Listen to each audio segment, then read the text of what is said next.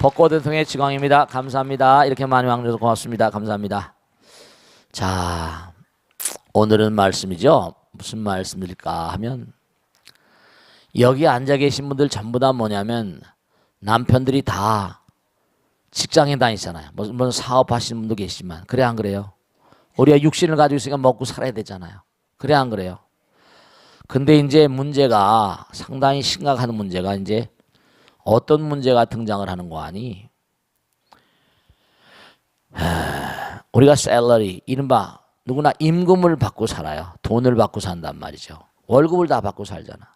근데 앞으로 여러 가지 얘기가 나오고 있거든요. 무슨 국민연금, 연금의 문제 나오고 의료 무슨 뭐 보험에 대한 얘기도. 왜냐하면 우리나라 재정이 풍요롭질 못해요. 재정이. 그런데 뭐냐면 국민들의 욕구는 점점 커지잖아요. 좀 더 잘 살고 더 많이 받고 싶고. 그러면 이것도 참 중요한 건데 그 우리나라가 다른 나라 여러 나라에 비교해 가지고 이른바 말하면 임금 노동자들의 어떤 생산성이랄까 그런 효율이 다른 나라에 비해서 그렇게 높지 않다는 거예요. 이른바 말하면 그 나라 국민의 질이 그 나라 상품의 질을 결정짓는다는 유명한 잠언이 있거든요. 그 나라 국민의 질이 그 나라 상품의 질을 결정짓습니다. 왜 미국 옛날에 지금은 우리나라도 잘 만들고 있어요. 근데 잘 만들고 있는데 전부 다 외국에서 공부한 애들을 데려와다 많이 하잖아요. 외국 사람들도 수입해서 뭐 어떤 특정한 회사를 뭐 얘기하는 게 아니라 그것도 또 하나 특정한 회사 몇 개 정도만 그렇지 전반적으로 취약해요. 전반적으로 특정한 회사 몇 개? 아니야. 뭐 한두 개 정도나 몇 개나 한두 개 정도입니다. 전반적으로 취약해요. 우리나라는 수출을 해서 먹고 살아야 되거든요.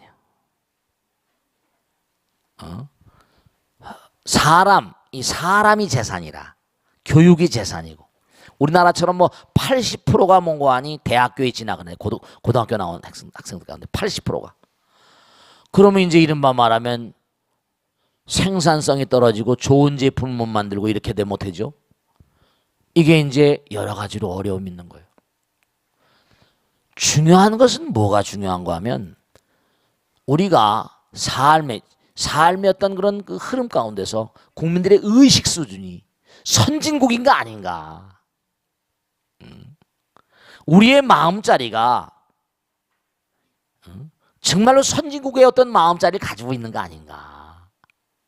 그런 생각을 좀 하셔야 되는 거예요. 왜냐하면은 그 나라 상품의 질은 그 나라 국민의 질이 결정짓는데 제품을 하나 만들더라도 정말로 이게 우리 아들, 딸들이 쓰고 내가 쓰고 내 남편이 쓰고 내 아들이 쓰고 그런 의식으로 만들어야 되거든.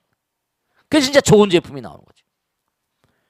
그리고 뭔가 산업 전반에 걸쳐서 기초적인 어떤 그런 베이직 미국이라거나 옛날에 미제일 많이 뭐 일제, 독일제 막 그런 얘기 많이 했어야 안 했어요? 그럼요.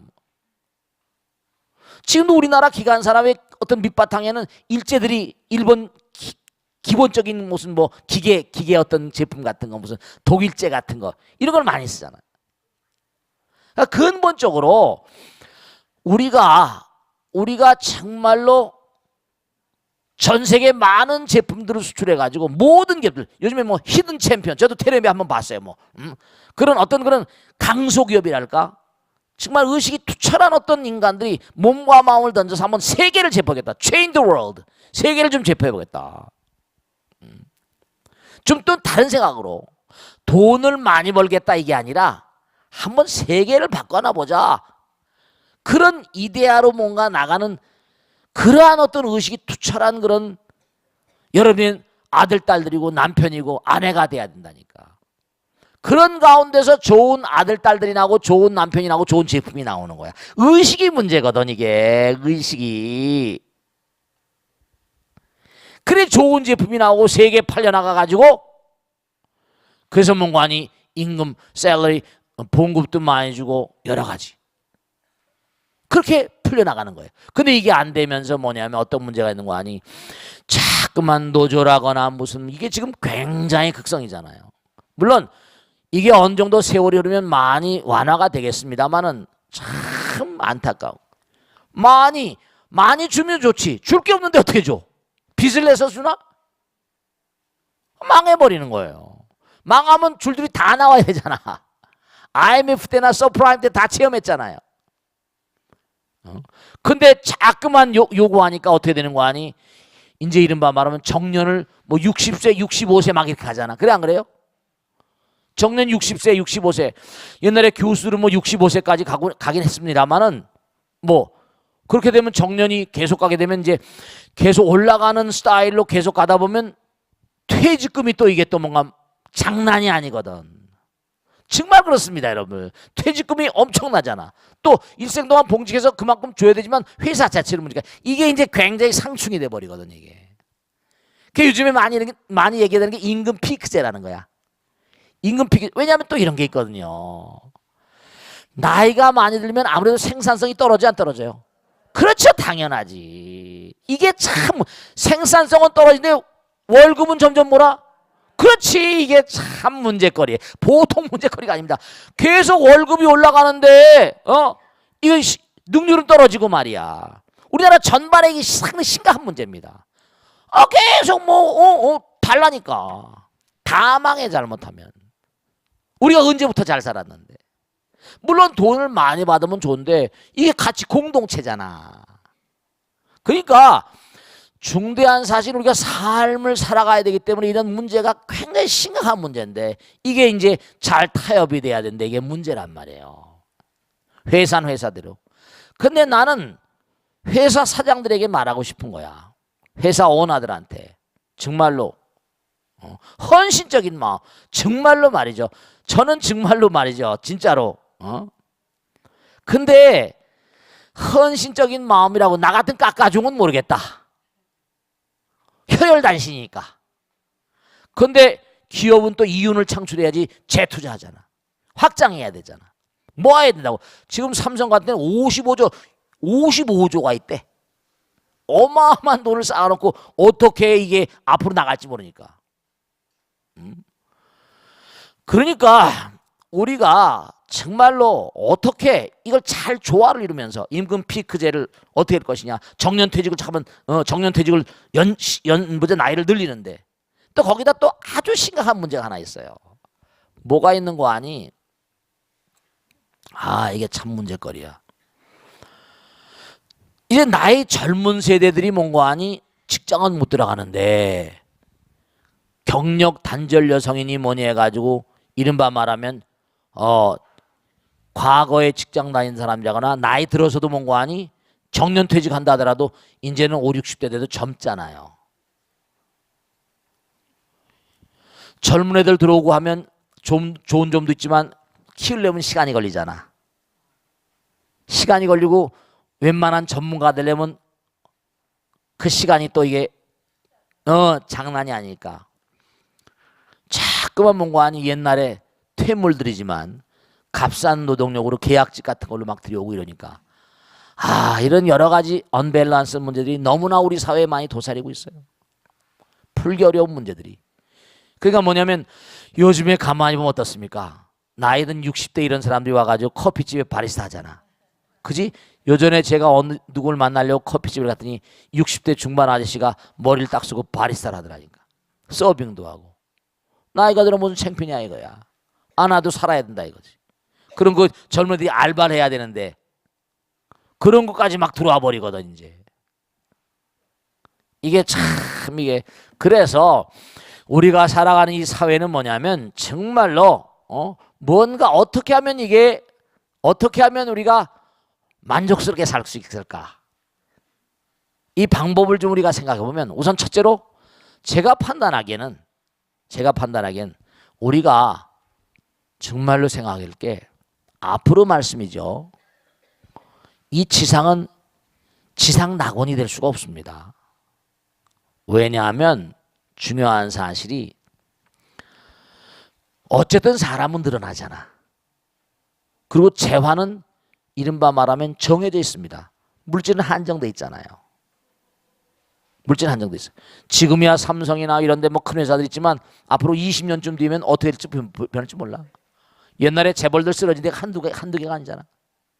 어떻게 될지 몰라요. 미국 같은 데서 뭐라 그 큰 회사들이 다 쓰러지고 구글 같은 게 막 일어나고 난리가 나잖아. 무엇이 나올지 몰라요.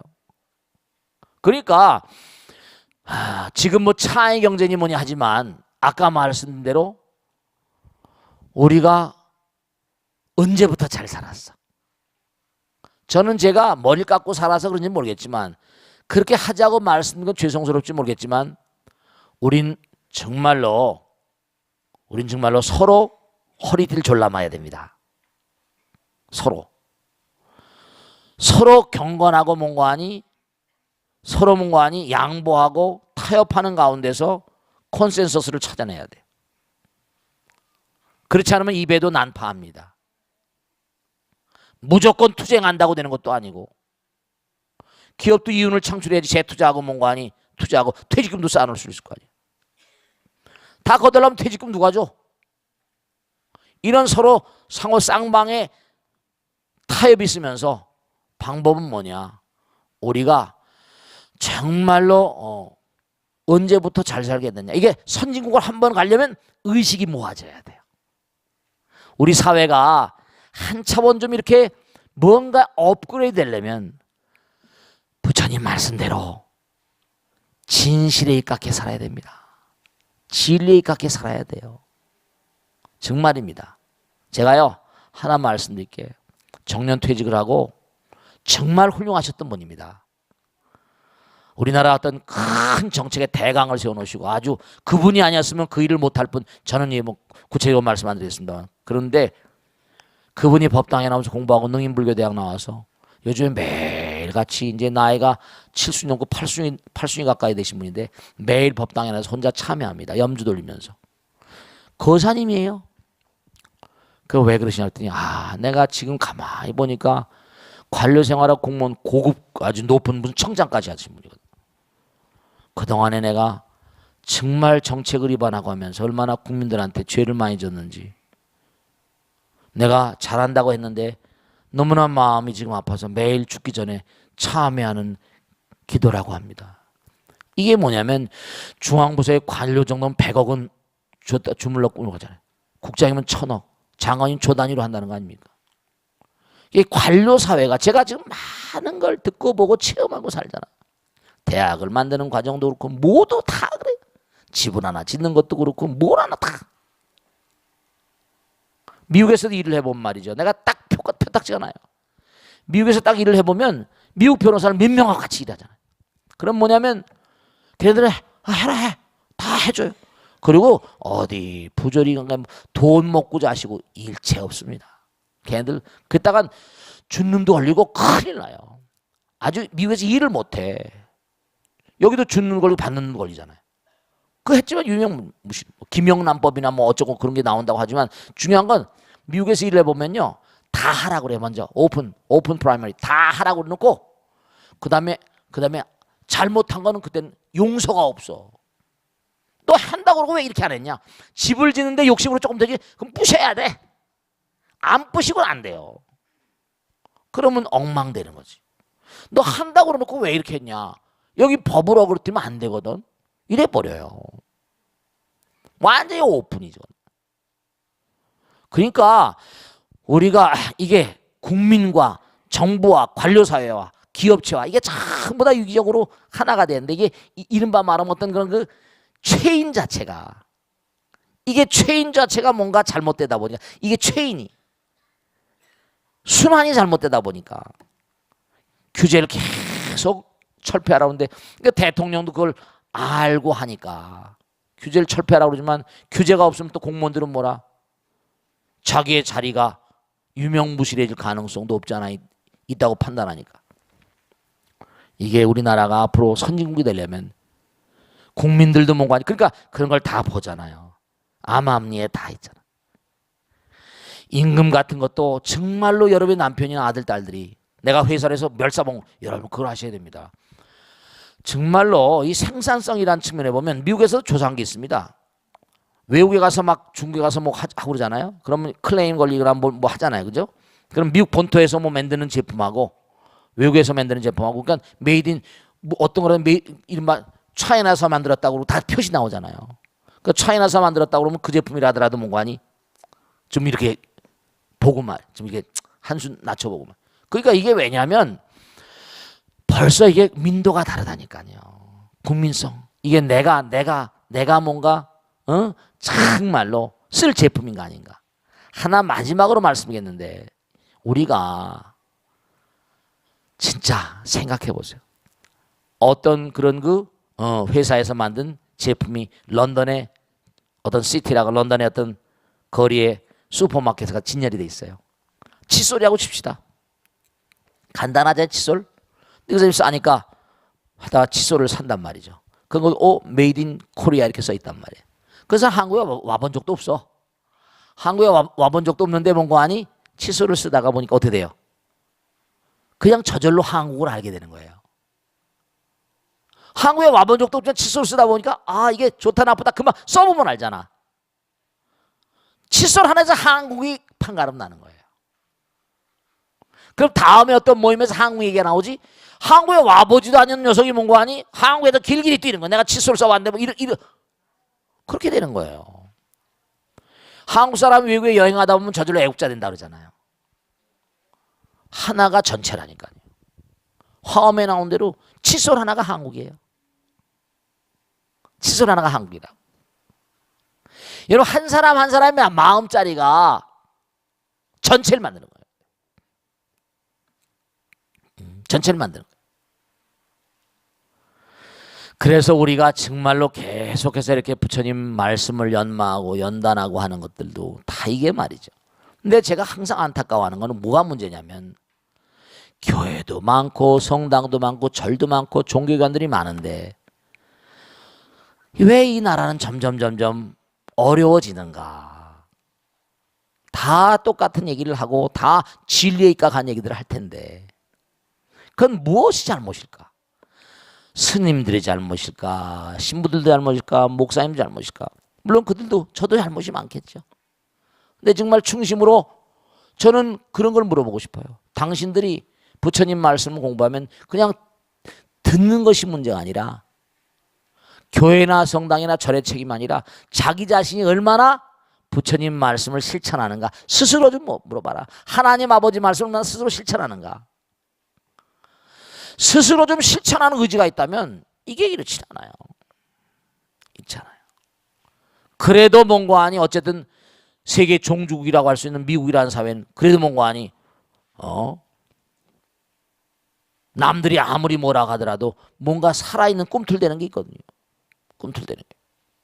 뭐가 꿈틀댈까? 진실이 꿈틀대고 진리가 꿈틀대고 사람 대접을 하고 그러니까 인재들이 미국 가서 다 공부하고 거기 주저앉아가지고 우선 인간 취급을 인간 대접을 잘했잖아요. 그러니까 그 나라 상품의 질은 그 나라 국민의 질이란 말이에요. 우리는 선생님도 그렇고 아이들도 그렇고 모두 다 말이죠. 저렇게 선생님 교감성이 자살을 해야 되고 말이죠. 이게 근본적으로 어떤 그런 근본적으로 우리 마음의 의식세계 혁명이 일어나지 않고는 개개인들이 부처님 말씀을 듣긴 잘 듣는데 또 법당의 문을 밀치고 나가면 또 잊어버리고 올 때만 뭔고하니 올 때만 불자고 나가면 또 뭐나 꽝이고 이래서는 안 되는 거예요. 그러니까 정말로 임금 피크제니 뭐니 해가지고 얘기들이 많이 나오는데 우선 이 나라가 앞으로 나가기 위해서는 우리 국민들이 의식세계가 상향 조정되지 않고서는 자꾸만 그냥 요구만 한다고 해서 제품이 안 팔리 못할 거야. 인류 전 세계 모든 나라의 공통적인 특징은 뭐나? 1등이 아니면 못 살잖아 지금요. 그렇잖아요. 물건을 산 입장에서 내가 좋은 물건 사고 싶지. 좋은 물건 싸게 사고 싶지. 그런데 2류 3류 물건 쓰고 싶겠어요? 안 되는 거예요. 그러니까. 우선 그러니까 진실이 뭔가 아니 우리 마음 가운데 자리 잡고 있고 부처님이 자리 잡고 있고 항상 뭔가 그런 의지가 참 필요해요. 우리가 그렇지 않고서는 이 나라가 뭐 봉급 많이 올려달라, 뭐 올려달라, 뭐 올려달라, 뭐 올려달라. 아, 이건 정말 안타까운 일입니다. 뭐 임금을 많이 올려달라고 정년퇴직에다 계속 요구만 많이 하는데 살기가 팍팍하니까 더 많이 그런 얘기가 나오죠. 근데 자꾸만 그러면 앞으로 갈 길은 또 어떻게 될 것인가, 이런 걸 우리가 좀 유념을 해야 되거든. 일방적으로 해서는 안 되고. 아시겠죠? 뭐 의사들도 데모하고 배랍 약사 데모하고 뭐 한의사 데모하고 다 데모하잖아. 다 데모하잖아. 그러면 지금 당장 살기 어려운 판인데 어떻게 할 거야? 참 안타깝습니다. 질문을 받겠습니다. 네, 우리 보사님 마이크 들어보세요. 네.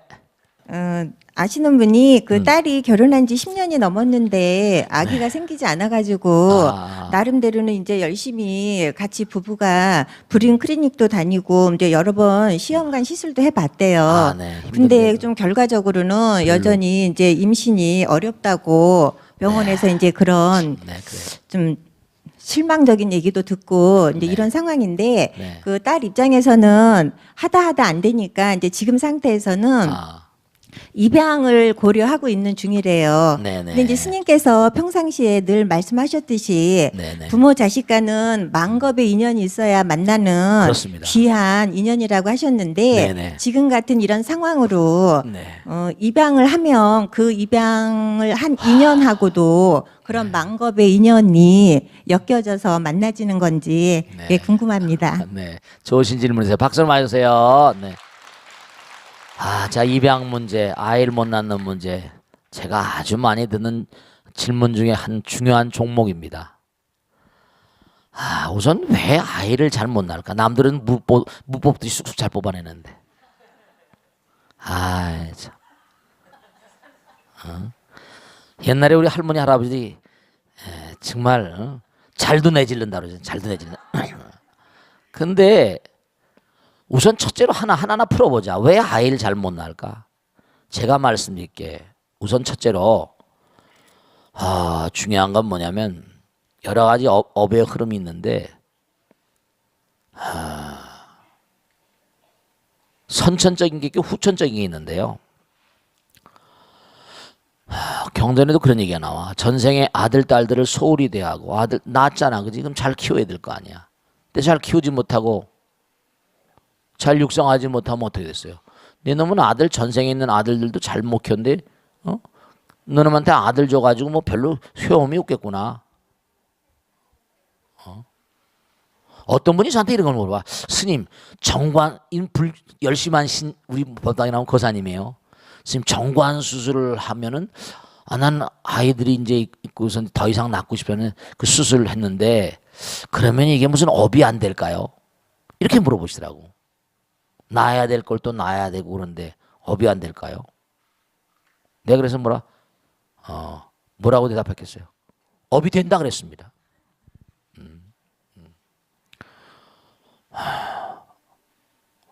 왜냐하면 낳아야 될 일은 낳아야 되거든.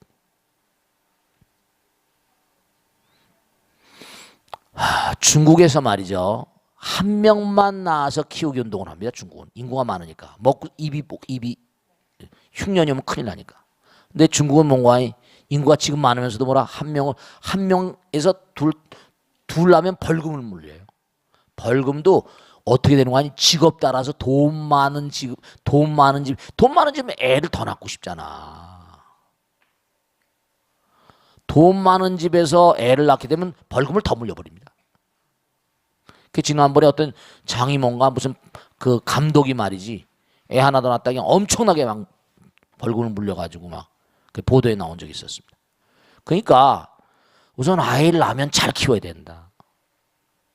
그러면 그게 업이 돼가지고 금생에 아이를 잘 낳아서 키우라고 했는데 말이야. 소홀히 하면 안 되고.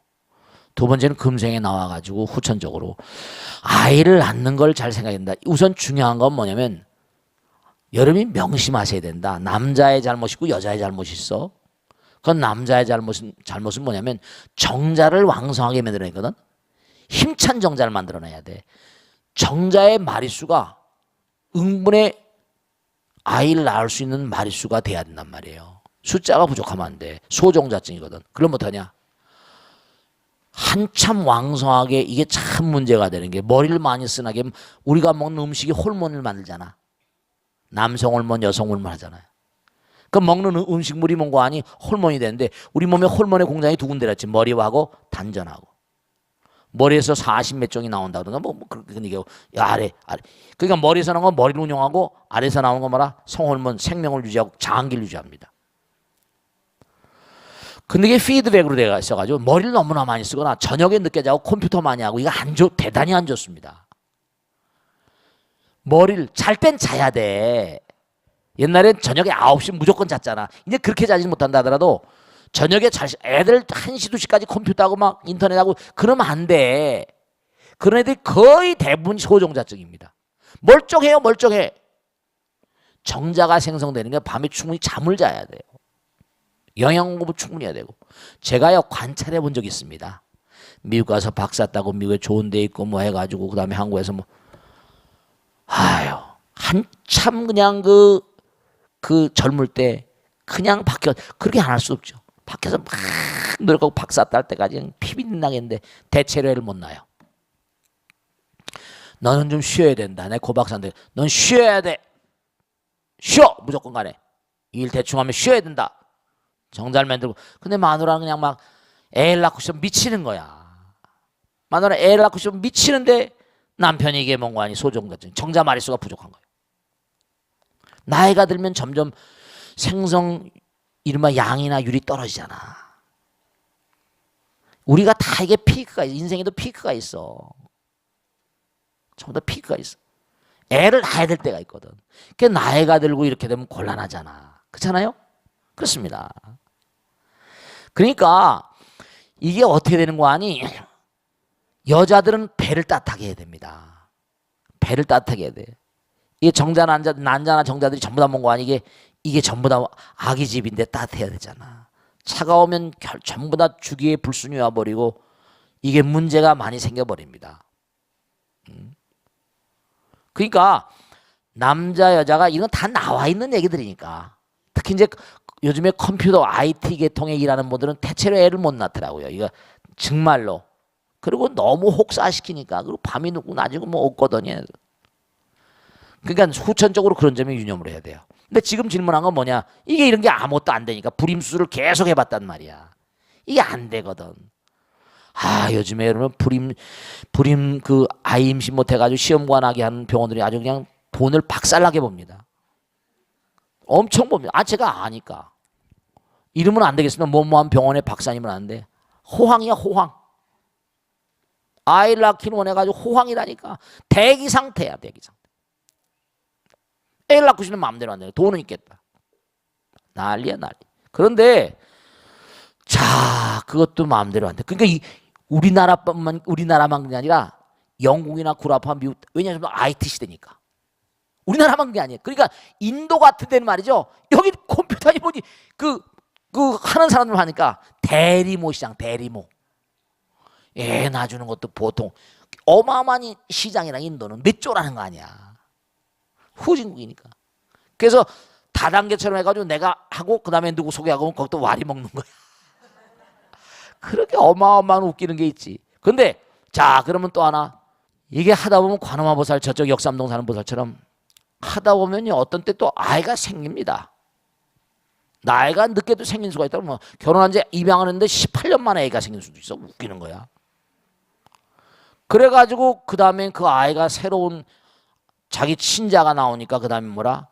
그 아이가 자꾸만 달리 보이고 뭐 여러 가지 이유가 생기더라고. 참 어려운 일이라. 그래서 내가 결론적으로 우리 법당에 나오는 그런 그 보살님 보면 입양해서 데려온 그런 보살들이 고생을 많이 하더라고. 그래서 내가 보살 애를 낳아도 고생한다. 근데 남의 집 아이를 데려다가 키우는데 쉬운 일이겠냐. 첫째로 뭐냐면 데려와서 키울 때는 정말로 헌신적인 계모가 문제가 아니잖아요. 이건 그지?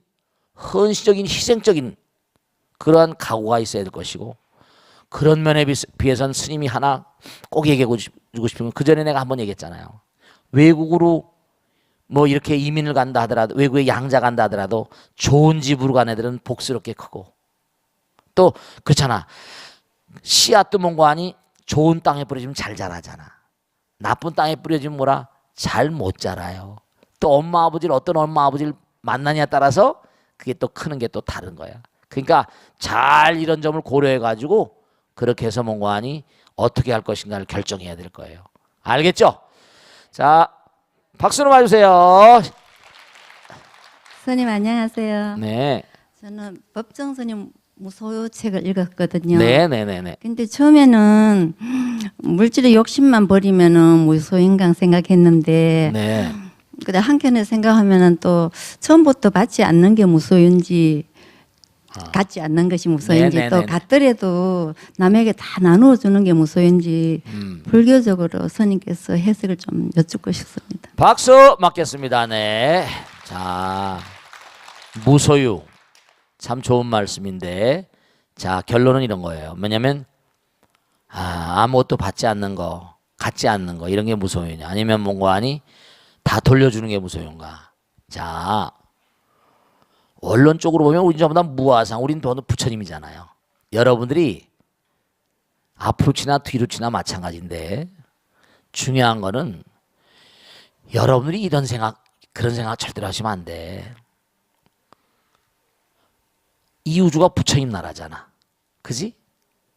부처님 무한이고 정말 무량이고 무변이고 불가측이야. 그러니까 우선 첫째로 보면 뭐냐면 여러분들이 불교에서 그런 얘기 나오잖아. 받아도 받는다는 생각 없이 받으라고.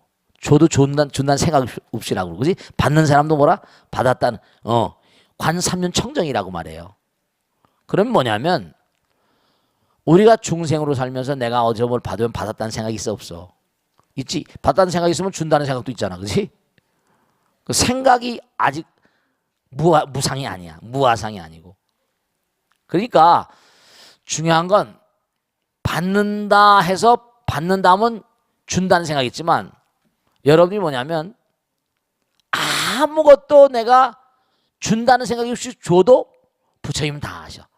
저 녀석은 뭔가 하니 받은 걸 다 줘버린 녀석이니까 그런 사람은 무한히 줘버린다. 무한히 줘버린다. 빈자 1등이라고 그래가지고 등불을 하나 그 하루 온종일 노동을 해가지고 기름을 조금 사서 그 등을 하나 밝혔는데 밤새도록 꺼지지 않더라는 거 아니야? 이 여자는 이 등을 켠 공덕으로 무리한 거 뭐 몇 겁 동안 뭐가 되고 공덕이 쫙 나와. 빈자 1등. 그러니까 이게 무슨 많이 하고 적게 하고 아니라 그 마음자리가 전체, 그 사람은 전체잖아. 그건. 그러니까 우선 중요한 건 나의 생각, 마음의 세계에서 진짜로 풍요로운 마음이냐, 무아상 부처님 마음이냐 아니냐, 부처님 마음이냐 아니냐. 그게 참 중요한 거야. 정말로. 그런데 그런 마음이 되려면 또 어떻게 되냐? 그런 마음이 원형의 마음은 원판 같은 마음이고, 근데 우리 이렇게 덩어리로 나왔잖아. 개체가 있는 건 업 때문에 나왔거든. 이건 개인에 있던 전생에 진 업 때문에 나왔다고요. 그러니까 부처님께서 뭐라고 하셨어? 부처님을, 그렇죠. 우리한테 뭐라 했어요? 복업을 닦으라 그랬잖아. 지혜를 닦으라 그랬잖아. 지혜와 복도 구족하신 부처님이라 말씀하시잖아. 지혜와 자비. 그러니까 이기심을 바탕으로 난 그런 존재이기 때문에 무아상이 되려면 훈련을 해야 돼. 양적인 변화가 질적인 변화를 가져오거든. Practice makes genius. 연습이 대가를 만드는 거야. 그냥 매일같이 줘버릇 하다 보면 준다는 생각도 없어지는 거야. 근데 우린 찔끔찔끔 주고 줬다고 폰만 잡잖아. 그러니까 복업이 짧은 거예요.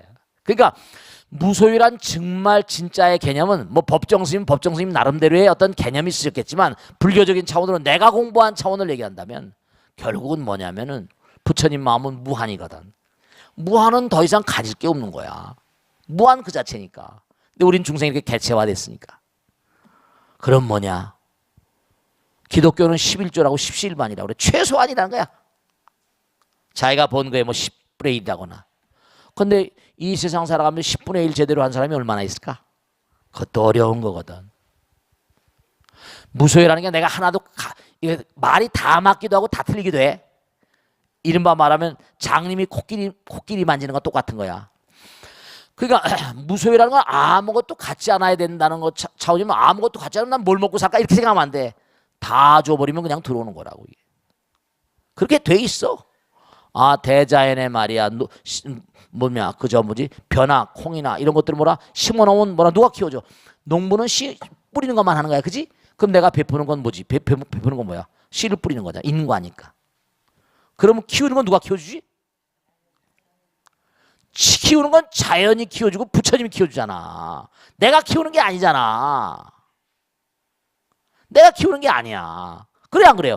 제가 키우는 게 아니에요. 나는 그냥 베풀기만 하면 그 다음에 그 사람이 그걸 받아서 먹고 어떻게 하는 건 부처님만이 아시는 거지 뭐. 그게 다 전부 다 그게 자라요, 자라. 제가 말씀드려요. 감시 하나만 심으면 감이 하나 나온다? 감나무가 자라오르면요 매년마다 수백 개씩 나오고 씨가 또 수도 없이 나오고 끝이 없어요. 그러니까 무소유라고 하는 개념을 내가 갖지 않는다는 개념도 맞지만 갖지 않는 게 아니라 벌어서 내가 다 줘버린다. 어떤 것도 틀린 건 아니야. 다 맞는데 결론은 뭐냐면 우리가 부처님 마음, 무한의 마음 그런 마음을 닦아서 줘도 준다는 생각이 없이 준다는 것은 그는 정말로 부처님 마음이 되려면 많은 연습의 과정을 겪어야 되니까 항상 베푸는 마음을 생활화하고 습관화하고 업이 되고 그러니까 벌써 잘 되는 사람들은 경주 최부잣집 얘기 알지?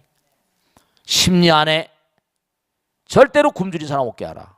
자기가 먹는 쌀 뒤주도 대문 옆에다 갖다 놓고. 제가 제 방에 가면 경주 최부잣집 가훈 얘기가 이만한 게 있어요.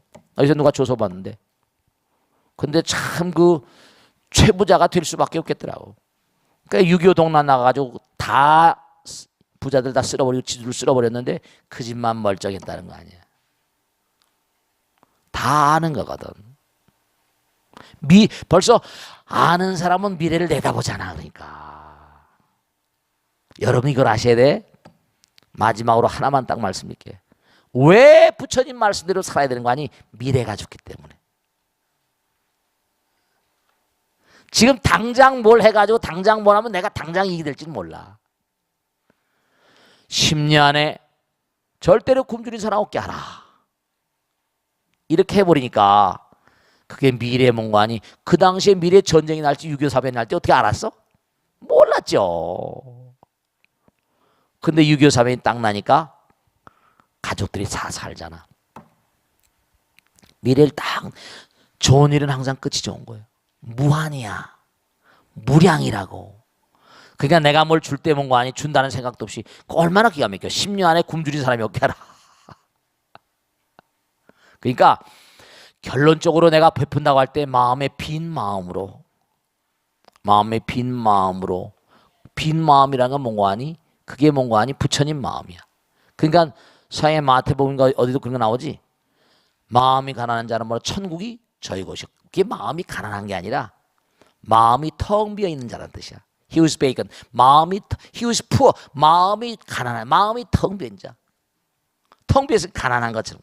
그게 원래 그게 그 유대어에서 히라보로 번역되는 과정 가운데 그게 뭐가 잘못됐다고 한 그런 얘기가 있어. 나도 자세히 모르지만, 그러니까 마음이 가난한 자, 마음이 텅 빈 자는 천국이 저희 것이다. 부처님 나라가 자기 것이. 그러니까 우리가 분명한 사실이 뭐냐면 여러분이 부처님 전에 나와서 이 공짜가 아니라 그러잖아. 여러분이 열심히 와가지고 이렇게 열심히 기도하고 공부하고 부처님 일하고 열심히 하고 공짜 같아? 앞날이 좋은 거야. 앞날이 좋은 거야. 그걸 하셔야 돼. 내가 무소유다. 그러면 내가 텅 비어있다. 내가 가난하다. 그런 거 아니야. 그러면 그게 뭔거 아니? 아들 딸들대로 다 뭔가 그게 부처님의 거룩한 뜻을 내가 실천했는데 영원을 가는 거지. 그렇게 되는 거예요. 그렇게 되는 겁니다. 절대로 그러니까 내가 뭐 헌신하고 봉사하고 뭐 남에게 베풀고 부처님 전에 무슨 베풀고 이게 공짜가 없어요. 공짜가 없습니다. 절대로 공짜가 없습니다. 경주 최부자 얘기했지만 마찬가지예요. 미국의 유명한 재벌은요, 2차 대전 때 피를 막 전쟁터에 사람들, 그것도 참 기가 막힌 장사했다고 합니다. 전쟁터에 막 사람이 죽으니까 피가 모자라잖아. 막 쓰러지니까 피를 막 싼 값으로 사가지고, 그때 또 전쟁통이니까 막 사람이 어렵잖아. 피를 막 사가지고 그냥 막 말이지, 응? 막 그냥 전쟁터에다 갖다가 해가지고 돈을 억수로 버는 거야. 또 생명을 살린 거니까. 근데 뭐냐, 이 사람이 하버드를 나와서 하버드 대학에 가서 내가 기증하겠다니, 하버드 위원회에서 너가 더럽게 번 돈은 내가 안 받는다, 하버드에 그랬다는 거야. 그러니까 이 사람이 화가 나가지고, 그러면 내가 이 번 돈으로 한번 정말 대학을 정말 제대로 만들어 보겠다. 그래가지고 그 사람이 서부의 하버드를 만들었습니다. 스탠포드를. 그 사람이 스탠포드예요. 그러니까 이 사람은 자기가 딱 더럽게 번 돈 딱 생각이 나는 거예요. 이게 그 다음에 그걸 다 기울여 가지고 그 대학을 만들어 지금 기라성 같은 인물들을 배출하잖아요. 그러니까 다 비우는 거야. 그러니까 뭔가 하니, 그러니까 우리가 베풀고 펼치는 걸 내가 부처님 전에 시주한다, 뭐한다, 이거 절대로 우습게 생각하지 마. 마음을 비우고 하는 게 전부가 다 미래가 좋은 거. 경주 최부자는 쌀띠줄 내보내가지고 생명을 구했잖아. 가문을 구했다고. 지금도 경주 최부자가, 우리 법당에도 옛날에 최부자 집 사람들 많이 나왔었지. 응? 그게 다 번성에 있잖아요. 그때 만약에 뭐가 잘못됐으면 그 가문은, 경주 최부자는 오래됐거든. 최치현이 가문이니까. 신라시 때부터 있던 가문이라. 지금도 번성하잖아요. 그런 가훈이 있기 때문에 부처님 말씀대로 살면 영원을 갑니다. 그럼 나의 마음을, 그러니까 뭔가 하니, 열심히 우리가 노력해서 정진해서 이른바 말하면 더럽게 본 그런 얘기, 지금 얘기한 대로 그러지 않고 정성스럽게 벌어가지고 다 주고 가버리면, 그러면 그게 부처님 뜻이라. 그게 정말로 중요한 거라. 그러니까 진짜로 그래.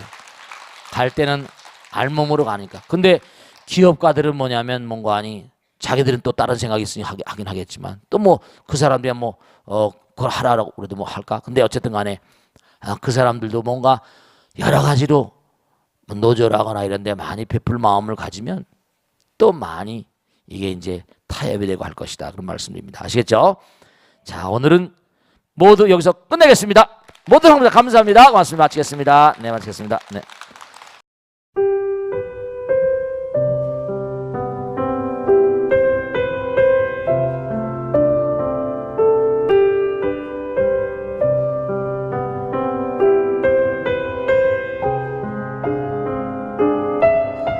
불자 여러분 안녕하십니까? 능인선원장 지광입니다.